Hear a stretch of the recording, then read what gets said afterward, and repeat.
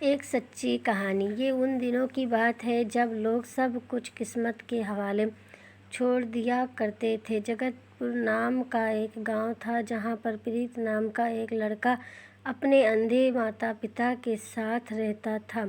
वो अपने माँ बाप से बहुत प्यार करता था, खुद भूखा रहकर उन्हें भोजन खिलाया करता था। वह रोज़ सुबह 4 बजे उठकर सारा काम कर लिया करता था। अपने माँ बाप के इकलौते बेटे होने के कारण उसने सारी जिम्मेदारियाँ अपने कंधों पर उठा लिया था। खाना बनाने से लेकर खिलाने तक करता था।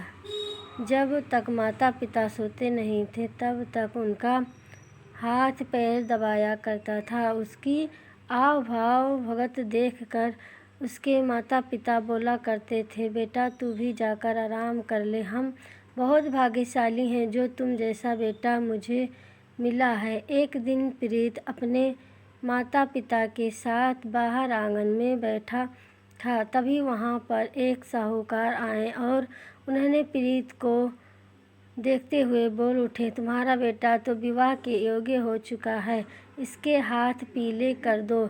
मेरे नज़र में एक लड़की है, कहो तो बात चलाएं। प्रीत के माता पिता खुशियों से झूम उठे और बोले, शुभ काम में देरी कैसी, आप आज ही रिश्ता लेकर जाएं। लेकिन प्रीत ने विवाह करने से मना कर दिया और वहाँ से चला गया। दूसरे दिन प्रीत के माता पिता अपनी कसम देकर प्रीत को विवाह के लिए राजी कर लिया। प्रीत को समझाते हुए प्रीत की माँ बोली, बेटा मेरा भी है सपना कि तुम्हारा घर बस जाए और तुम्हारा कोई ध्यान करने वाली आ जाए।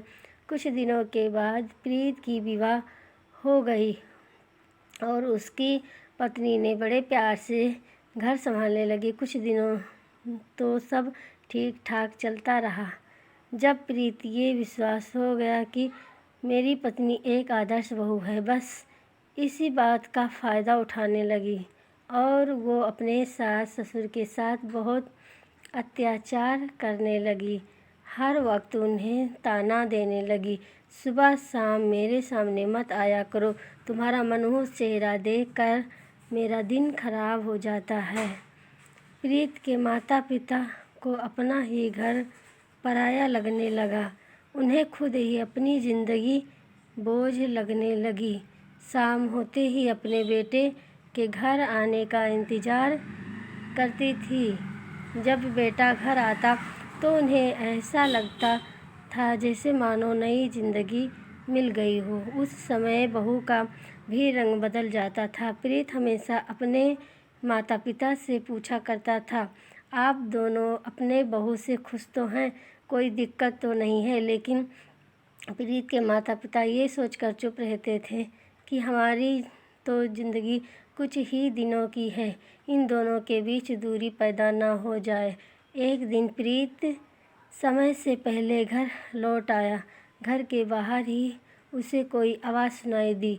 वो वहीं छिपकर देखने लगा। उसने देखा कि पत्नी मेरे माता पिता को पेट भर खाना भी नहीं देती, उन्हें मनहूस अंधे जाने क्या क्या ताने देती है।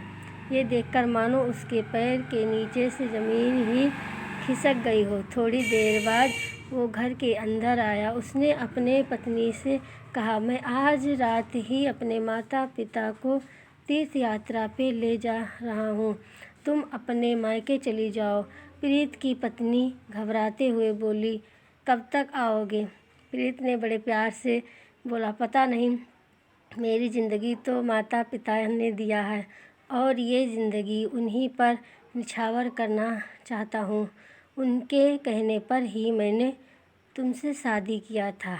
मेरे भगवान जैसे माता पिता को तीर्थ यात्रा पे जाने की उम्र हो गई है। प्रीत की पत्नी भी जाने की जिद करने लगी, मुझे भी ले चलो। प्रीत के बार बार मना करने के बाद भी वो नहीं मानी। वो लोग रात को ही यात्रा पे निकल लिए। प्रीत पूरे रास्ते में यही सोचता रहा, जिस दुख के कारण मैं आया हूँ क्या वो दिन दोबारा नहीं आएगा। मानो उसकी बातें जैसे भगवान सुन रहे थे। पंचवटी धाम पहुँचते ही प्रीत ने अपने माता पिता को स्नान कराया और खुद भी स्नान के लिए पानी में जाकर खड़ा हो गया। तभी उसकी पत्नी भी पानी कुंड में आ पहुंची। वहाँ एक बूढ़ी माता आई। उन्होंने बताया, स्नान करते समय भगवान का ध्यान करो।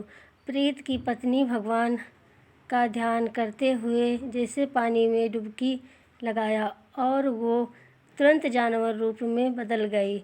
वहाँ एक पुजारी जी ने बताया कि हमको पहले ही पता चल गया था, आज कुछ होने वाला है। प्रीत अपने पत्नी को वहीं छोड़कर चला गया, क्योंकि वो जानता था कुछ नहीं हो सकता है अब।